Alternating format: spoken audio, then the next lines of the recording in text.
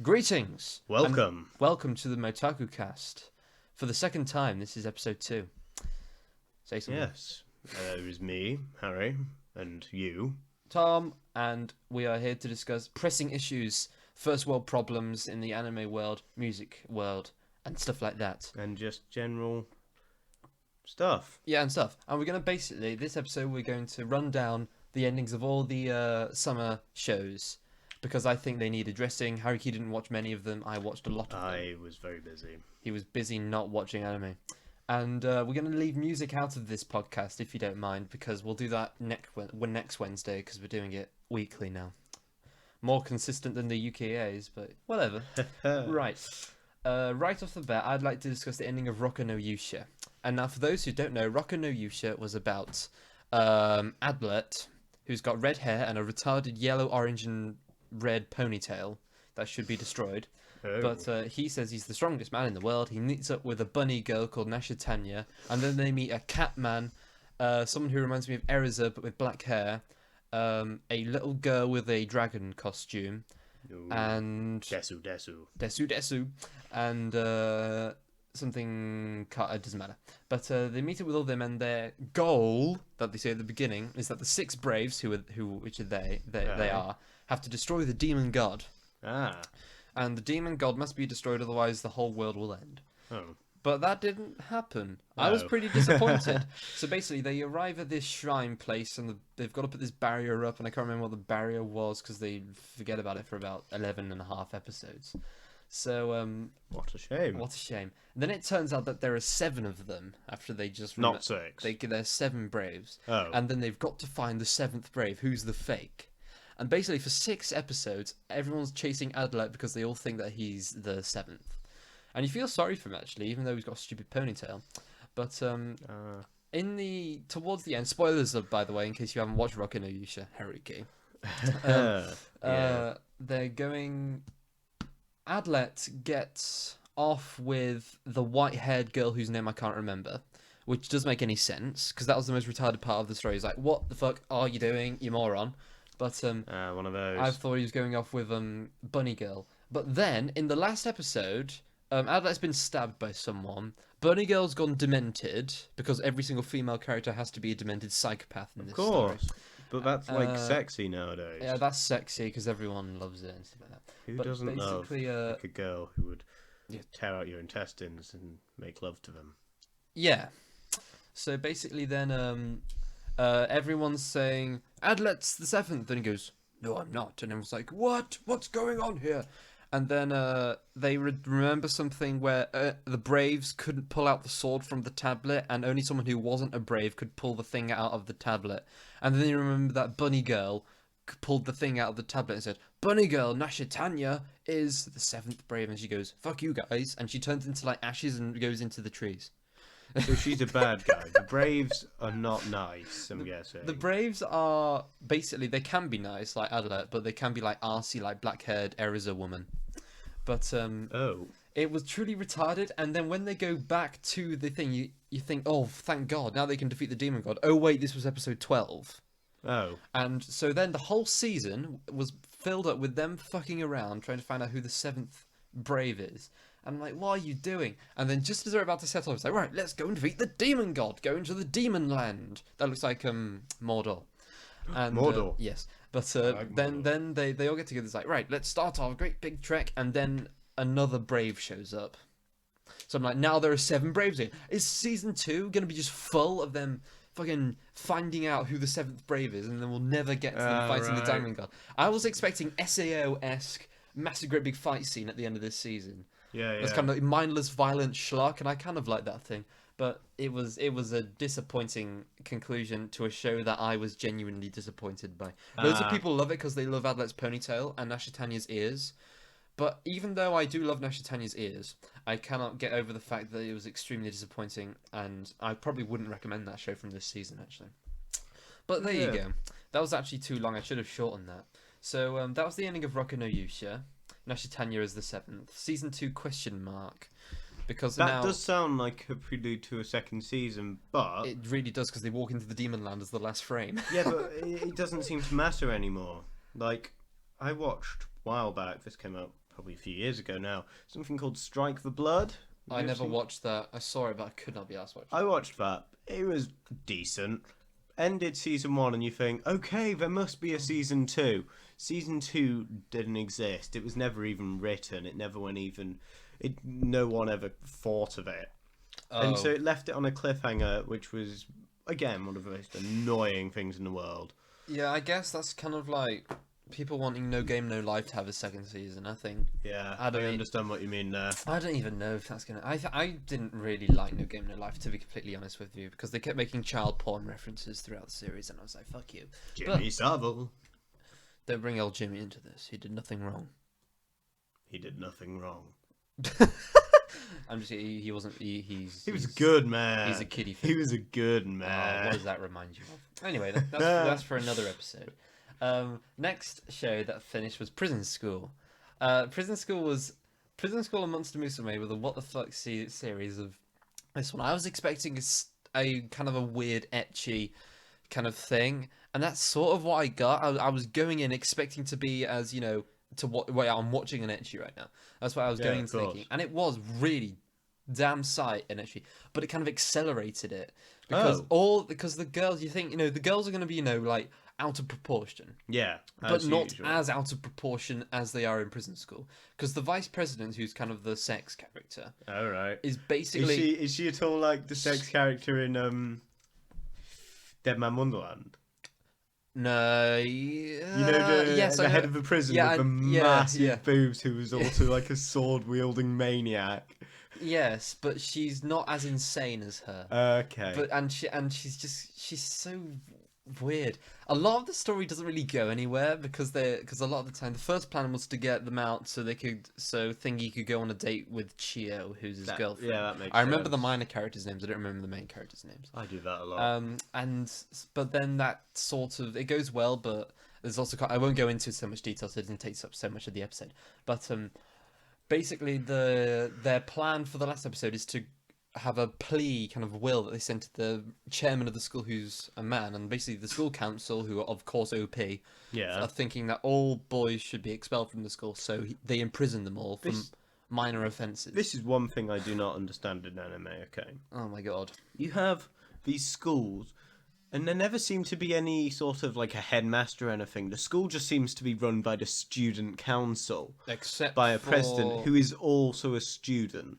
Except for Prison School, Ariono Symphony, the show that's a generic high school magic show that we watched a while ago. Remember? Yeah. The guy with the blue purple hair. And then there's always those schools where there just is no governing body and you can come and go as you please. Yeah. Parasite. Yeah, that's completely true. But basically, their plan is to have a plea will to not get expelled by the chairman. And the school council, which consists of blackhead president, uber busty, very little clothes vice president, Desu, and blonde-haired girl Hannah, who wears jeans under a skirt. Oh, okay. And she's like fucking so demented because it's really grim. I won't go into so much detail because I actually want you to watch this because you'll genuinely find a lot of entertainment value. I'll have a look at it tonight. Basically, she's like pretty much raping our main character, our hero. Well, fuck. Basically raping. I'm not even joking. Raping him in this room, and it's a really complicated plan that I can't explain in my lifetime. But it all concludes well. It's full circle. You know, big spoilers. But they basically. They get out in the last episode. It's really damn satisfying because the last episode I thought was really very dodgy, but I thought it was done really well. The show is weird. It's off the rails a lot of the time, but I really, really enjoyed the characters in it are so interesting, even though they look really weird. Oh, they're really interesting, and I thought I'd actually recommend Prison School. I actually would, even though people hate it. I would recommend it. I think it's just so weird that it needs to be seen. Fair enough. Well, there we go. Moving on to what comes next? The Shokugeki no Soma ending. This was the spring leftover 24 episode about a cooking high school kind of thing. And I love Shokugeki no Soma. I loved every episode of it. I can't explain every single one because obviously there's loads of them, but it all ends with a great big cook-off. Who can make the best curry dish? And I thought, yeah, it's a decent premise, but it goes on a bit long. But it concludes kind of weirdly.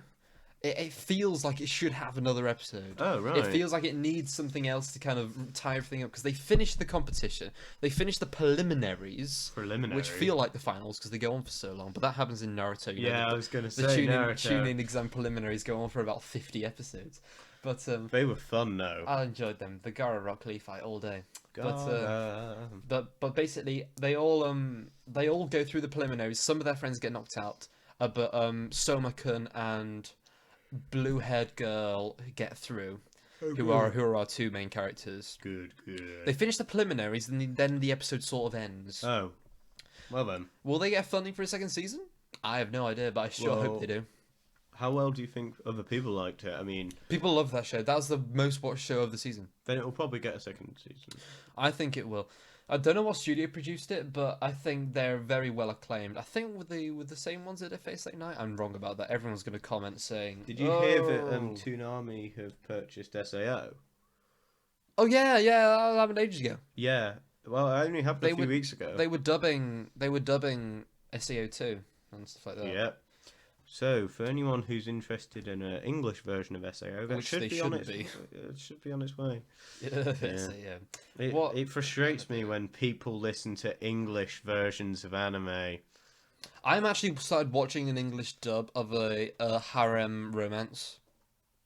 Can't remember what it's called. You have committed treason. I have not committed treason. I haven't. It's really good. I love the dub because the voice acting is really good and it's hilarious. There are only a few shows which I think the dubs are acceptable. One of which being Dragon Ball Z. Yeah. Oh, yeah, definitely. Yeah. Because the dub for that is brilliant, and also it means Goku doesn't sound like a child. I hate his voice so much. Goku the radish farmer. Anyway, and Naruto, I guess, for nostalgia reasons.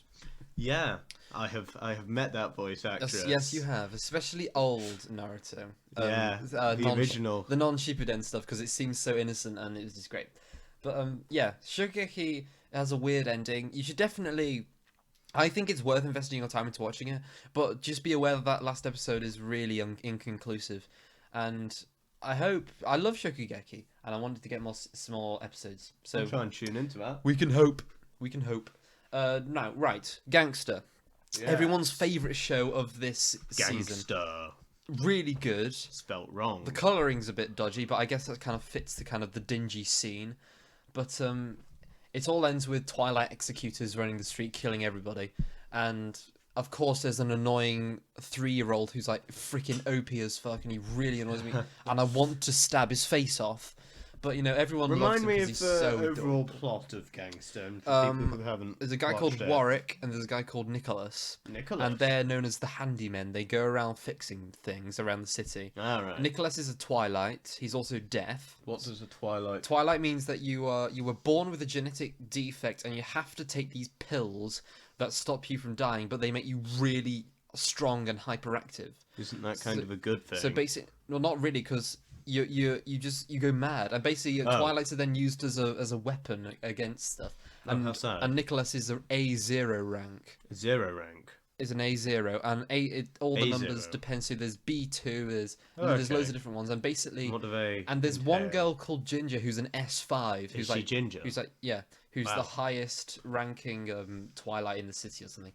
But basically, this needs a second season, I think. I'm not even just saying that because I'm a fan. I have heard huge. It's really good. If I could recommend one show from this series more than the other ones, it'd probably be Gangster. It's really, really well made series, and just the deepness that it goes into is borderline seinen. But they don't class it as that. It's really damn dark at times, and I was like, whoa, this is actually amazing to watch. It's just so involving. And you should definitely invest your time into watching Gangster.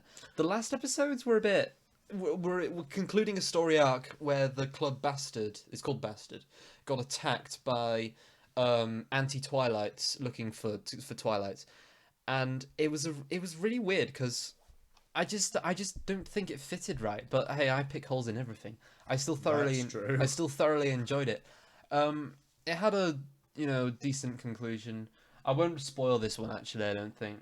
But of course, they pick up Alex, who's the prostitute, and she needs a home, and so they give her a home. And Alex is, becomes a really likable character. Always need a prostitute. Yes, and she's got a really horrible past that I think will be delved more into if we get a second series. Oh, possibly a prequel series. No, well, there was a lot of prequel in the actual main story. I don't think a prequel's necessary, but I think we got a lot of flashback into Alex's past. Well, that sounds good. And Warwick's past. There was like 2 episodes dedicated to Warwick and Nicholas's past. While we have a spare moment, I'd like to say, if anyone is just found this on YouTube by any chance, please do go and check out our blog. I will. Oh yes. I'll put a link to it in the description, and please have a look, guys. It means a lot to us both. Please have a look. See, yeah, that'd be great if you could do that. Thank you very much. Yeah. If you got this far in, 15 minutes. Yeah, if you've got this far in, we must be doing something right. Must be doing something right. Or you're very, very bored. Oh, you're very bored, yes. Now, the last show that I want to discuss today, I think there's 2 more that I'm going to do next week. And then we've got to discuss autumn shows that have just started. First episode impressions. Cool. I'm looking forward to that one. But I think most of them start next week or the week after. So basically, we're in the week that's blank at the moment. The blank week in between seasons. The week of doom. The week of nothing to do. In my case, it's a sad week. It's a sad week because you still do nothing all day. Yes. Well, I go back on Monday, Harry. Stop being so mean to me. Is it Monday? It's Monday. Wow. Yeah. But anyway, last show that I'm going to discuss today, then we'll move on to another topic, is Monster Musume. This was probably the most talked about show. It's already started a spin-off manga series I haven't read, but this adapted the first couple of chapters of the or couple of volumes even of the manga, and it's the manga of the same name. Mangas of the same name, yeah. It got manga of the year last year by the UKA people. Oh, wow. And I genuinely am amazed because the shortlist was absolute bullshit. What was their shortlist? The shortlist I cannot actually remember, but I remember it being shit. I was listening to it in bed in Turkey. I was like, "What the fuck are you doing?" And then the spider attacked me. But that's for another story. Monster Musume. This revolves around a typical harem main character boy whose name you never remember and you forget about as soon as you finish watching. And he picks up. Well, he doesn't pick up. They're sent to him by Smith-san, which is a name.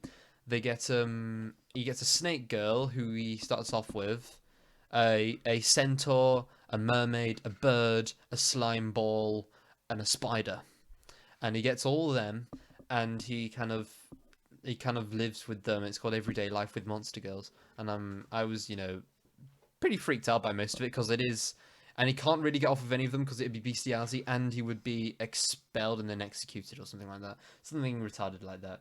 The plot's generic harem. They're all trying to win him over. What I have noticed recently is an increase in very ecchi animes, which are actually dark ecchi.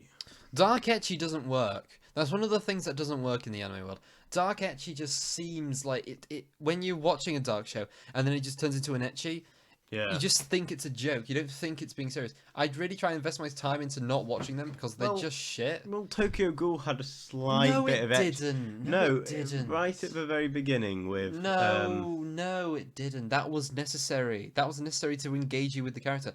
Just because you look down the top doesn't mean, oh, it's immediately an ecchi. The tag it as ecchi, hashtag ecchi. You don't need to do that. It was just... that show was not she's a recurring character within his mind. Usually wearing something phallic. I know, but she's a spirit in his head. It's not an ecchi. She's a part of him. Tokyo Ghoul is not an ecchi. What is an ecchi? Just by the way, if you haven't watched Tokyo Ghoul, go and do it. I'm pretty sure the manga. Everyone needs to do see it. That's one of the shows that everyone needs to see. Except for the second season is really dodgy. It's awesome. First one's better in every single way. They should make a third. Well, didn't you see for Neverworld's video? The studio had to scrap original ideas for canon. Really? Tokyo Ghoul. So they scrapped that and they quickly threw it together based off the light novels. Is that Route A? That's why it wasn't called Tokyo Ghoul Season 2. It's called Route A. So it is a spin-off. It is actually a spin-off. Wow. It's a spin-off. It's not a prequel. It's not an epilogue. It's not anything. But that does mean we could expect a canon season 2, which would be very good. Oh my god, give me that in my life. But anyway, we went off topic then. We should have discussed that in the second section. Yes, I do apologise. Monster Musume. Monster Musume. This show is about a generic harem character who can't remember. He gets all these girls, and they're all animal based, and it is all really dodgy. Is there a squirrel? No, there isn't a squirrel. Oh. But basically, there isn't really a goal. He's just trying to survive with them because they get so excited that they always like try and almost kill him. So Are they like furries? no, they're not furries. They're actually half animal. That sounds like a furry to me. It's not. It's not. No, they're not really a furry. But well, are they like a fluffy cat with boobs? what, like in Are they- a Mashiniko Yo? Yeah, are they like a Neko-Neko-chan? There isn't a cat girl. There isn't. Really? There isn't No a Neko-chan? There's no Neko-Neko-chan. There's Snakey Chan. Snakey-Chan. Basically, you think that he's gonna spoilers. Basically, you're gonna think that he's gonna get this centaur girl in the end Centaur? because she's the one who tries the hardest. I feel. Of course, you get Pappy and Slime Woman, but Slime Woman's illiterate and Pappy's a retard. Snake Woman is a bit. Pappy! Snake Woman's a bit too dumb, and Spider Woman is into bondage. Oh, I have And, seen screenshots yes, from this. yes, there is a lot of bondage towards the end. Yes, yeah. I think so. All in all, you start to think that Centaur Woman, Centauria-san, is going to get off with Is him. that her 'cause- actual name? Yeah, because she tries the Hot hardest. name. She tries the hardest, and she tries to win him over the most. And you think they actually are. This is actually going to happen. But then, of course, there's some retarded ecchi that means it doesn't happen, and then there's a sky panning shot, and then it ends in typical ecchi kind of retarded harem fashion. Season 2? I think there will be because this has got Oh. such an unbelievable. I discussed this last episode. Check it out, by the way. They about the author and how he got around to writing this. But I think there will be a second season just because all the fucking weird Japanese pervs really like this series. There is a lot. If you are a of... weird Japanese perv, then please do not take this to heart. We love you, really. Right. Okay. There is a lot of there isn't a lot of demoralization, except for one scene. Which I hate demoralization in kind of harems. I really, really hate it. Yeah.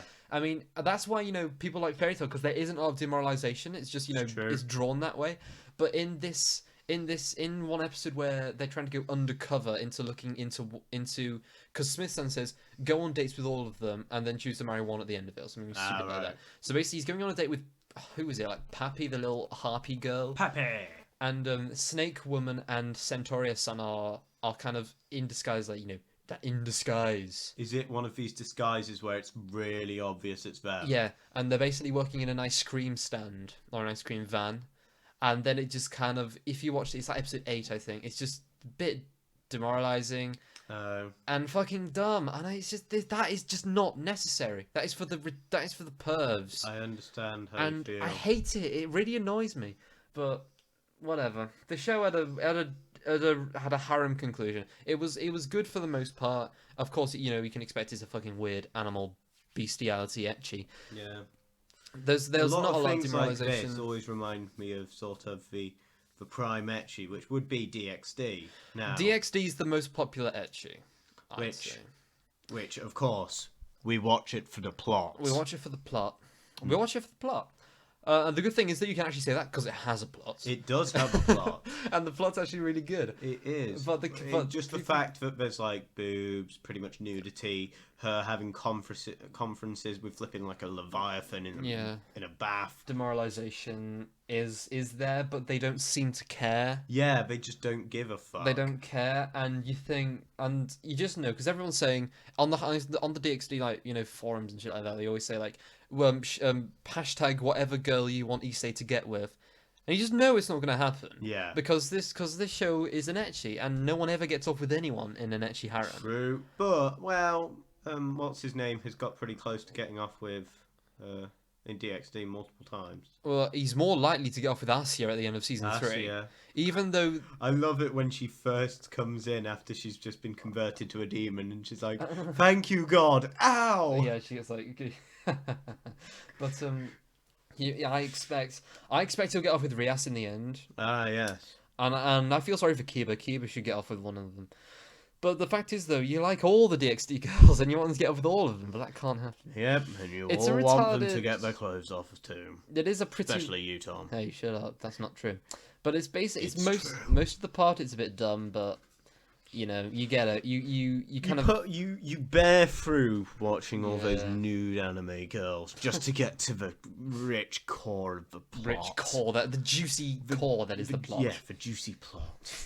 Anyway, that kind of concludes our kind of discussion at the That end wraps of that, up the of ecchis. anime endings. Now I want to move on to, for the last 5 minutes, I want to discuss Doctor Who and Yes. Series 9, starring Peter Capaldi, Jenna Coleman, written by Stephen Moffat. Just begun. It just begun. You are not a fan. You I'm don't not. like Moffat. I hate Moffat with a passion. The problem that I have, me and my dad have the same problem here after watching the second part of that Dalek episode. We said Moffat should not be head writer and executive producer. No, because he has complete control. He controls the director if he's got all those roles. You say, no, you shouldn't make this scene make sense. Throw a retarded scene where Missy blows up a Dalek with a watch scene. Fuck you, Moffat, you I did bastard. think quite a bit of it was quite cool. A lot of it was good. I was very interested when you had Clara inside the Dalek, because if you think back to when that character was first introduced, she was a Dalek. She was a Dalek. It's symbolic because she's leaving at the end of this series. It is. It sort of ties up a beginning and an end. There was, yeah, that's true. I did quite like that bit, and my dad, of course, thought it was stupid, but that's my dad. But basically, what I thought of this episode, the bits that annoyed me, right? I'm just gonna take it right now. The bits that annoyed me was when Davros was nice, when he opened his real eyes, and I'm like, oh, you freaking. And he cried. And he cried, and then it turns out that it was a lie, and then he used the Doctor's regeneration energy. Spoilers, by the way. Doctor's regeneration energy to reform, to make all the Daleks stronger, and the thing is, though, it was dumb. Doctor Who, It was dumb. It is still the most popular British sci-fi TV show in existence, and it always will be. I can tell they've had a budget cut because they're recycling old props. For example, they didn't have a chance to build new Daleks. I don't think that was why they did it. So they recycled all the old Daleks, and they're not just for nostalgia. I think they did it purely for nostalgia. It was for nostalgia because they want to kind of prey on the kind of greatness of the old Doctor Who. Do we know if Capaldi is staying after this season? We have no idea yet. It's not been revealed yet. I hope he leaves because he's 1 foot in the grave already. What I find to be the most annoying thing is that the series started and he doesn't have a sonic screwdriver. He's gotten rid of it. He just has wearable Ray-Ban flipping sonic Ray-Bans. Oh, that's retarded. That fucking annoys me as hell. It's all about wearable technology now. It's the Doctor has a screwdriver. That is how it works, you cunt. Why are you throwing in stupid freaking Ray-Bans into the equation? Yeah. Last week's episode 2 weeks ago was just so dumb. It was so dumb because of the fucking when he finds in the medieval times. Yeah. And he comes on attack. No, that's stupid. Tank and electric guitar. So stupid. And it's just so annoying. Tennant would not have done that. Tom is very passionate about this. I'm passionate about it because Moffat is a shit writer. And but I wouldn't argue that Moffat is a shit writer because he did produce Sherlock, didn't he? I don't care. Sherlock's a minority concern at this point. Sherlock's incredible. If you haven't watched that, go watch it. Yeah, it's good, but Moffat's suited to write that. He's really suited to write a kind of slower pace show. Doctor Who's supposed to be fast in your face. And it's supposed to be fast and simple. This episode was boring. You're always meant to be able to figure out the end of the flipping episode before it actually comes. Of course, Moffat has to throw in Missy has to come back for some convoluted reason that she. Okay. The character is a bit confusing, but the actress, she's a brilliant actress. I know she's a great actress, but the character. And I think she does the character incredibly well. Granted, of the way that the character is written. I just hate it. She's just so dumb. It's a hard role to work with, and she's doing it very well. John Sim was mad, but in a really intelligent way. I like John She's Sim. mad in a really dumb way, and that really is not how the Master works. Yeah. The Master is supposed to have facial hair, and he's supposed to just be just horrible. And the original Master with his big beard. Yes, that's the proper Master from like the Tom Baker to Colin Baker era. But basically, what's going on is basically he made the Master a woman. This is not sexism. Made the Master a woman so he can imply that Time Lords can change gender through regeneration, and that in itself ruins the entire premise of Doctor Who. But no, because it had already been previously confirmed that they can change gender. In the episode, do you remember when they were stuck on that trash planet, and he saw the weird creatures, and one of them had a Time Lord's arm? What the hell? When's this? Is this an old Doctor Who? It's not that old. Is A it? few seasons ago. Was it? Oh, Oh, no. it was a Matt Smith one. Oh, it was still written by Moffat, Harry. Oh yeah, It's still gonna have that. yeah. But pretty much they had these cubes which were essentially souls of Time Lords. Oh yes, that one. Yes. And he was saying, "Oh yeah, yes. this one changed gender quite a few times." Yes. And that's how they originally confirmed it. Was One that of the Capaldi episode? No, I think that was Smith. Was it a Smith episode? Good I believe lord. so. That was a while ago. We may be wrong. We're probably wrong. Don't though. quote us. They're gonna quote us. But Oh, God. anyway, I have such little hopes for the season, except that Corey Taylor has a cameo in the next episode from Slipknot. Yes. He's Corey Taylor. he's I'm doing very Scream. excited. He is the roar of a he's beast, the roar of a beast. Yeah. which is some form of green beast, apparently. I'm really stoked, to be honest, to see that. I'm really excited. I'm very excited because for those of you who don't know, he has an amazing sort of scream yell. It's very guttural. Yeah, yeah. And I think he should be able to pull it off very well. But Bit anyway, of backstory to that, actually. Harry, stop going into more detail. I want to just... He was on tour in Cardiff, and they hired him to record a Scream the End. Yeah. That. So anyway, that concludes this episode. We'll talk to you all again next Wednesday. Please Yes. subscribe and like our videos. Check out our blog page. We're Share figuring us. out how to put it on iTunes and other systems in the future. Yes. Uh, Please tell your friends. We need all the support we can get. Spread the word. Help support. Give us some ideas about what to talk about. Drop us each an email. Drop us an email. They're on our blog page, I think. Aren't Yes, they are. So you can check them out there. Thank you for listening. This is the MotakuCast brought to you by Greg's and Coexist. And we're out. And we're out. See you all later.